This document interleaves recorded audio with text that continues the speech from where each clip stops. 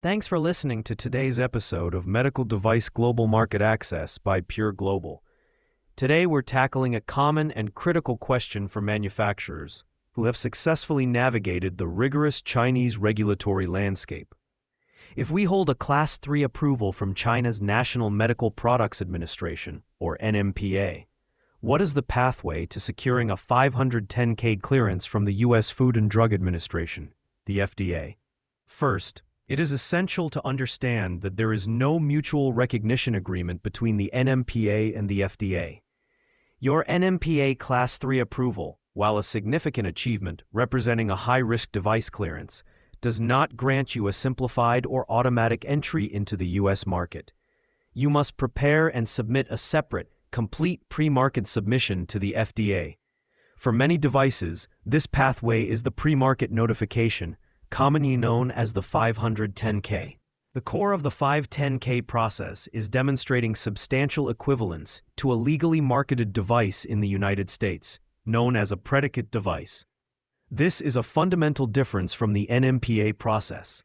Your entire submission must be built around a direct comparison to a predicate, proving your device is as safe and effective as one already on the U.S. market. The good news is that the extensive work done for your NMPA registration is not lost. It forms a strong foundation for your 510(k) submission, but it requires careful translation and adaptation.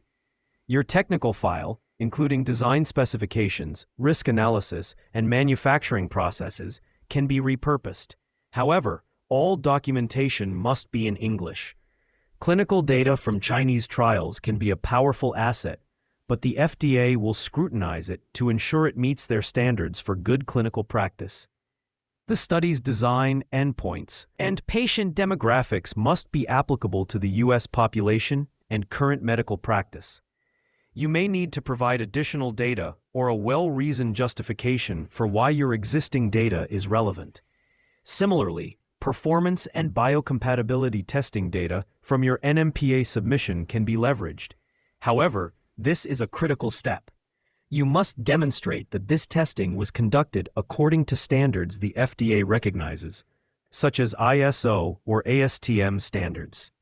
If your reports reference China-specific standards, like GB or YY standards, you must conduct a gap analysis to prove they are equivalent to, or more stringent than, the FDA-recognized counterparts. If gaps exist, further testing will be necessary. Your Quality Management System, or QMS, established for NMPA approval and likely based on ISO 13485, is an excellent starting point. But it must be fully compliant with the FDA's Quality System Regulation, 21 CFR Part 820. This requires a thorough review and potential updates to your procedures, especially concerning design controls, which are a key focus for the FDA.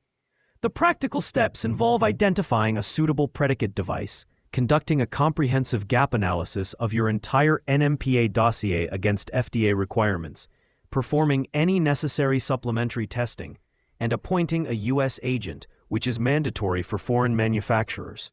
Finally, you will compile and submit the 510(k) using the required electronic format. It's important to note that since October 1, 2023, the FDA mandates that all 510(k) submissions must be made through their electronic submission template and resource, or eStar portal.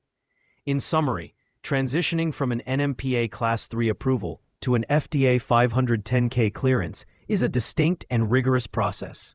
It requires a strategic approach centered on leveraging your existing data through a meticulous gap analysis to meet the FDA's unique requirements for substantial equivalence. If your company needs help navigating the complexities of global market access, from China to the United States or any other market, Pure Global has the expertise to guide you. We encourage you to check out our website. Thanks for listening, and we'll see you next time.